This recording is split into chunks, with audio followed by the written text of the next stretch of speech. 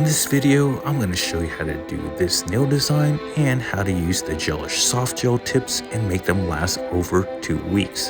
The first thing you want to do is make sure that the tips fit from side to side and around the cuticle area. Now I'll take my electric file with a sanding band and I will etch the underside of that tip right up to that marking and thin the cuticle area out. Now I'm taking Artform Blue and Brush On Builder, mixing the two on a glass palette, and then brushing it on the underside of that nail tip. Take cellophane and shove that in there, press it around and cure it. Now I take the Gelish No Cleanse top coat to seal the underside and cure that out. Make sure your tip primer is on your natural nail and the underside of that nail tip.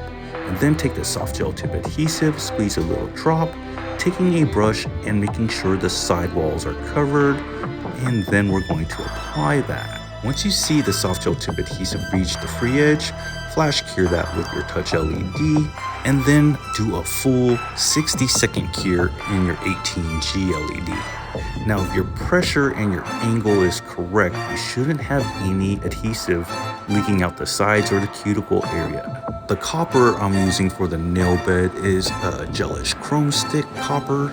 It's a new color that just came out, and I'm just using the Gelish Artform Black to design it. I'm gonna make a separate video, a tutorial just on soft gel tips, so stay tuned guys. Peace.